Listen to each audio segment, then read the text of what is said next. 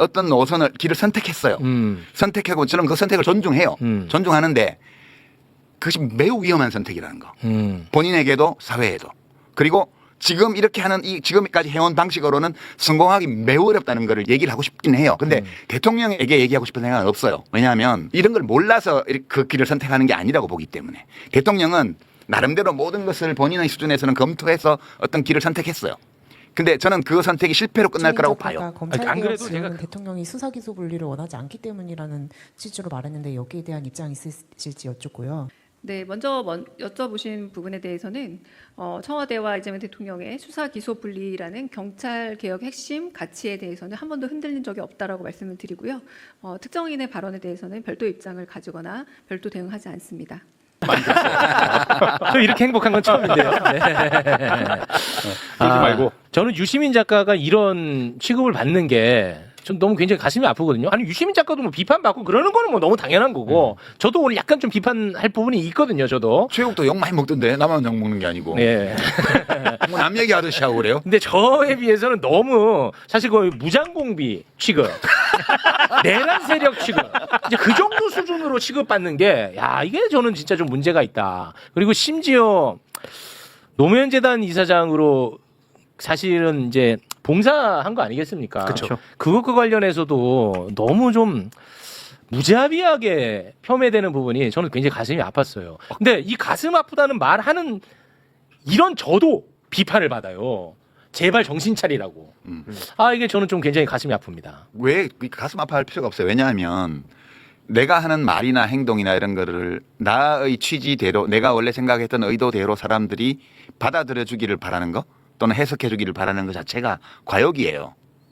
원래 그런 거 없어요. 그냥 그렇게 해주는 경우도 왕왕 있지만 일반적으로는 그 자기 해석하고 싶은 대로 하는 거지. 네. 그러니까 그렇게 비평이나 이 저널리즘 쪽에 종사를 하면서 욕을 얻어먹는 거는 그건 디폴트 값이에요. 상수라고 상수. 그래요? 네, 그래서 그거에 대해서 상처받을 필요가 없고요. 그게 정상이다. 네. 이제 같이 있었잖아요. 그러면서 그 얘기를 하셨었잖아요. 방송에서도 물론 얘기하셨지만은 주변에 뭐 한 20분한테 얘기를 물어봤다면서 이런 얘기를 해도 괜찮겠느냐 그런데 다들 하지 마라. 당신만 다친다. 네. 저도 다칠 거 당연히 알았어요. 지금 네. 많이 다치고 있잖아요. 네. 다친 거 예상했던 당연해. 거니까, 예. 당연해. 그리고 딱 한 사람만 그래도 해야 된다. 예. 당신이라도 얘기를 해야 된다. 그래서 얘기를 하셔서 절충을 하셨다고 했죠. 그 사람 그래- 끊어내야 돼. 그래서 얘기한 거. 그 사람 끊어내야 돼. 하라고 한 사람.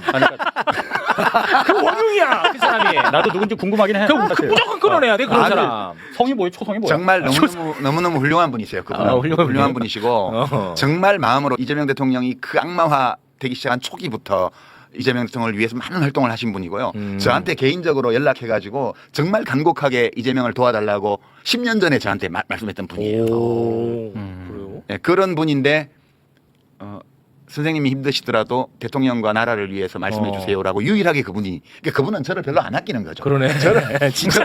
아니 대통령은 아끼는데 유시민은 그냥 완전히 그냥 막 갖다 썼네. 아니 막갔더니가 힘들겠지만 해달라고 한 거예요. 그만큼 대통령을 생각하는 마음이 큰 분인 거죠. 진짜 그러네. 네, 저는 그 말씀을 들으면서 저분 되게 훌륭한 분이다 이렇게 생각을 했고요. 그리고 이제 하지 말라고 한 모든 분들에 대해서는 진짜 고마웠어요. 그분들은 이재명 대통령보다 나를 더 아끼는 분들. 아. 저도 그때 이제 그 대기실에서 이런 부분에 대해서 그러니까 유시민 작가, 유시민 선배 이제 공격을 받고 비판을 받고 그 부분이 뭐 두려워할 사람은 아니지만은 어쨌든 그런 부분이 있을 텐데 그렇다고 해서 그냥 눈 감고 입을 닫고 있는다고 해서 그럼 나중에 결과가 좋아질 것 같으면은 그것도 좋은 방법이다. 그런데 결과가 눈 감고 입 닫고 있으면은 좋아질 것 같지가 않더라고요. 그래서 미안하지만은 아프더라도 얘기하시라. 이 사람은 나 별로 안 아껴요. 여기 계셨네. 아니 그러면은 제가 이렇게 질문을 좀 드려볼게요. 저는 그렇게 해서 그러면 뭐 좋아진 게 있느냐라는 질문을 좀 드리고 싶어요. 뭐냐? 저는 이제 매불쇼에서 ABC론 한번 하지 않았습니까? 뭐 매불쇼라서 그런 게 아니고 저는 당시에는 그 방송이 정말 좋은 방송이었다고 저는 생각합니다. 지금도. 왜냐하면 당시에 매우 혼란한 상황이었어. 어떤 상황이었냐? 친명이라고 하는 완장을 찬 사람들이 이재명 정부를 지지하는 사람들을 자기 마음대로 반명딱지를 막 붙여. 그리고 그 사람들을 막 모욕 주고 비난하고 막 그렇게 폭력적으로 나아가는 거야. 그게 이제 박근혜 때 있었던 일인데 진박 감별 사건이 있어서 막. 근데 그게 나는 너무 받아들이기가 어렵고 굉장히 혼란했어요. 그 상황에서 유시민 작가가 나와서 유시민 작가의 언어로 그 현상에 대해서 분석을 했습니다. 매우 저는 유의미했다고 봐요. 그런데 이번에 그 다스베이다 나가서 그 건축학개론 저는 그거는 어떤 의미가 있었는지 저는 굉장히 회의적이에요. 시끄럽기만 하고 무슨 우리 국가적으로 공익이 있었나 저는 회의적입니다. 그거는 이제 앞으로 민주당에서 어떤 일이 벌어질지에 대해서 예고하는 거죠. 정치 전문 용어로는 정계 개편이라고 하는 건데요. 네. 정계 개편. 그러니까 홍익표 수석이 미디어에 나와서 어디 인터뷰하면서 재건축 정축만 있는 게 아니고 재개발도 있다고 그랬잖아요. 네. 그러니까 이제 정계 개편에는 소규모 정계 개편이 있고요. 그다음에 중규모 정계 개편이 있고요.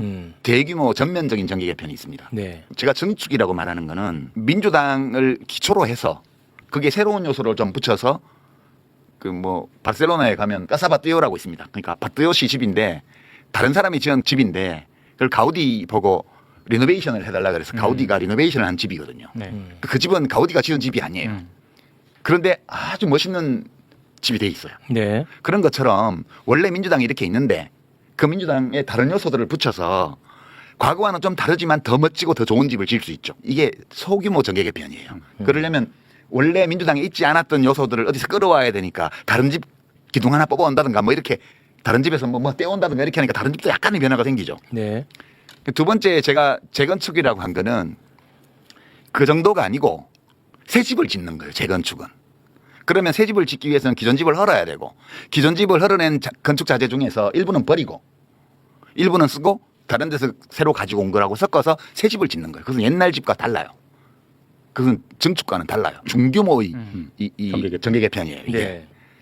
그러니까 어떤 작은 정당들을 같이 흡수한다든가 또는 다른 큰 정당의 일부를 떼온다든가 이런 정도예요. 그다음에 재개발은 뭐냐 하면 동네 전체를 바꾸는 거잖아요. 그거는 한국 정치 지형 전체를 바꾸는 엄청 큰 정계 일이죠. 개편이에요. 이 세 가지의 정계 개편이 있는데 되게 우리가 보통 기대했던 거는 소규모 정계 개편이었어요. 그러니까 외연 확장, 민주당을 기초로 해서 외연 확장하는 거예요. 그러니까 바띠오시 집, 까사바띠오 짓는 것처럼 더 멋지게. 사람들은 되게 그걸 생각을 했고, 근데 대통령은 두 번째 거나 세 번째 거를 생각하고 있는 것 같다.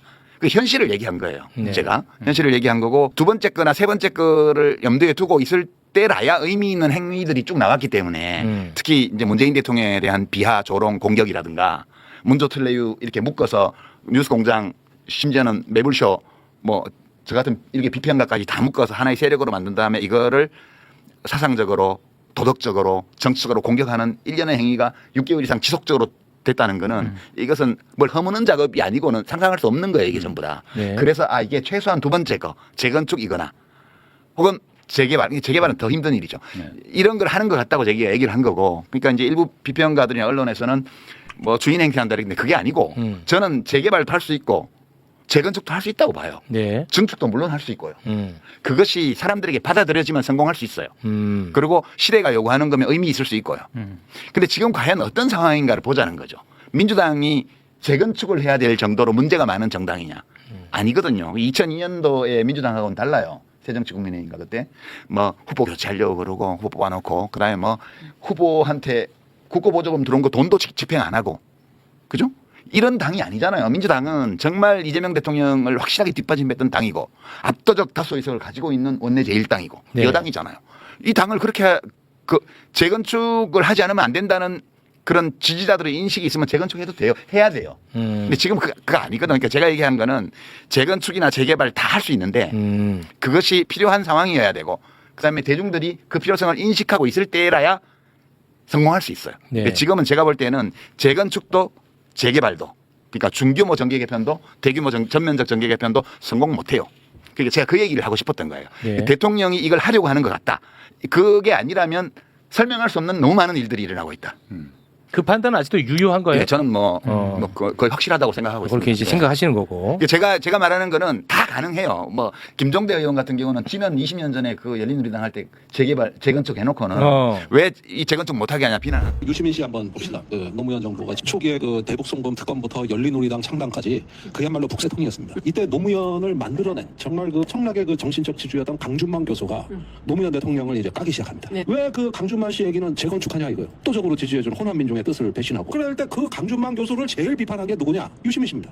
지금 노 대통령이 개혁을 하고 조중동과 싸우고 있고 기득권과 피를 철철 흘리면서 싸우고 있는데 준만 교수를 호남 얘기하면서 대통령을 반대한다. 대통령이 제일 싫어하는 게 지역주의인데 그게 바로 적폐다. 그런 식으로 싸웠어요. 그러니까 아니에요. 제가 비난한 거 아니에요. 그렇게 말이 들렸다는 제가 표현을 잘못한 건데 네. 정치에서는 그 모두가 다 가능합니다. 필요하면 해야 돼요. 네. 비난하는 것처럼 들리긴 들렸어요. 그래요?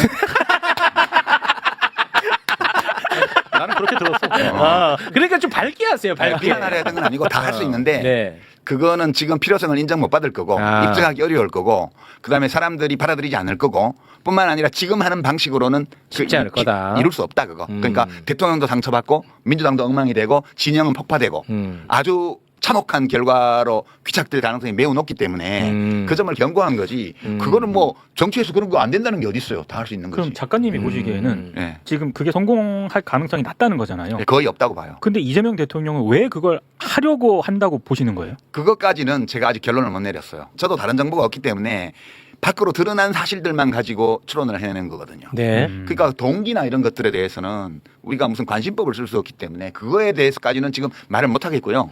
그냥 드러난 현상을 볼 때 그렇다는 거예요. 네. 지금. 그러면 재건축을 하려고 하는 것 같다.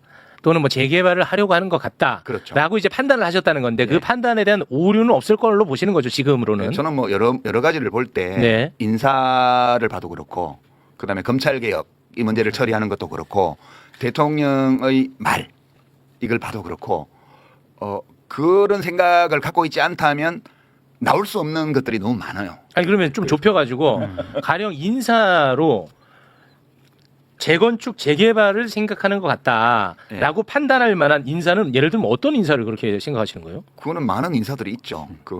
왜 우리 다 알지 무슨 뭘. 몰라요 나는. 무슨 인사혁신처장부터 시작해가지고 아. 최근에 문제됐던 이병태 이병태도 카이스트 그렇고. 그 뉴라이트 네. 인유한도 마찬가지. 그거는 그 증축 정도로는 볼 수 없습니까?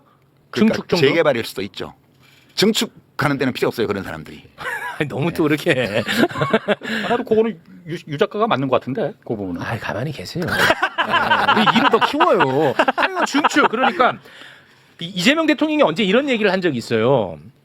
아니, 우리 진영 사람들을 훨씬 더 많이 쓰고 그 저쪽 진영 사람들 한두 명 썼는데 그걸 갖고 너무 또 크게 생각하는 것 같다라고 이야기를 한 적이 한번 있거든요. 그 일부 언론에서 세상에 뭐 그 보수에만 자리 다 주면은 그러면 그 집권할 때 도움 주는 사람은 뭐냐 이런 이상한 기사도 막 쓰고 그러던데 뭐 다 주긴 뭘 다 줘요. 이 중에 국무위원 중에 우리 송 장관님, 그 시학처장님 또 있나? 뭐 약간 있겠지.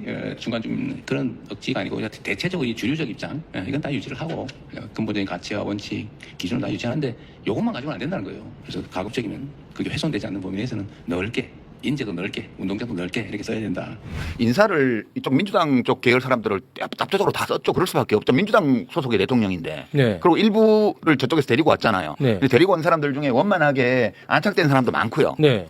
근데 문제를 일으킨 경우는 많죠. 뭐 이제 이병태 씨처럼. 이병태는 이제 뭐 나중에 이혜원 뭐 기용은 안 됐지만 네. 이혜원 씨 파동도 다 잘 안 생겼고 됐죠. 뭐 여러 가지 그런 사례들이 있습니다. 근데 이렇게 보면 왜 우리 사람한테 자리 안 주고 딴 사람들 데려다 써라고 우리가 얘기한 게 아니에요. 그러니까 사람을 데려다 쓰는데 저 사람을 왜 데려올까를 사람들이 보잖아요. 네. 그냥 일 잘해서 데려온 게 아닌 것 같은 거예요. 그래서 의심을 하는 거거든요. 그 인사에서 증축하는데 필요한 사람들은 다 데려서 오면 다 박수 치는데 저런 사람들은 증축하는데 필요한 사람이 아니지 않나? 그런 게 많은 거죠. 그러니까 그 부분이 그 부분을 제가 설명하는 게 좀 나을 것 같아요. 흔히 우리가 그러니까 집토끼 산토끼 그 얘기 하잖아요. 네. 물론 산토끼에서 외연을 넓히는 거 누가 거기에 토를 달겠습니까? 네. 당연히 그건 가야 할 길이고 박수 쳐줄 일이잖아요. 네. 매불쇼의 정신이기도 합니다. 산토끼가 아니고 늑대를 데려와서 집토끼들을 다 잡아 죽이면 안 되는 거 아니에요. 그렇게까지 하면 너무 거칠어. 아, 일을 자꾸 키워. 너무 내가 먼저 가세요 그냥. 아, 좀 약간 나 순화시키려고 모셨더니 일을 더 키우시네. 뭐 내가 보기엔 그런 것 같아. 늑대 뭘 또 잡아먹어. 늑대까지는 없어. 거기 무슨 아, 늑대가 이병태가 있어. 누구를 잡아먹었어. 혼자 난동부리다 간 거지. 그러니까요. 자기 발에 자기가 채였지. 그럼 고발원은 나 속기록에서 삭제해 주고. 그리고 이제 더 큰 거는 검찰 개혁을 이렇게 한 건데요. 아, 바로 넘어갑니까 검찰개혁? 아니 이제 여러 정황들이 이게 지금 있죠. 제일 핫하니까. 제일 핫하니까. 근데 저는 그러면 검찰개혁 들어간다고 하시니까 검찰개혁 이야기를 하기 전에 저는 굉장히 또 슬픈 게 있어요. 뭐냐면 매불쇼만 해도 검찰개혁과 관련한 이야기를 제가 얼마나 많이 했겠습니까? 그리고 KBS 프로그램 할 때도 얼마나 많이 얘기했겠어요. 그런데 단 한 번도 댓글로 제가 압박을 받아본 적이 없어요. 근데 저는 그때 했던 얘기 지금도 똑같이 하거든요. 지금은 또 내가 어마어마하게 압박을 받아요. 그거 갖고 징징. 아니 징징이 아니고 이게 뭐냐면 내 발언이 달라졌으면 나에 대한 평가가 달라질 수 있잖아. 근데 검찰 개혁을 같이 원했던 사람들이 내 발언이 달라지지 않았는데 이제는 나를 공격을 해요.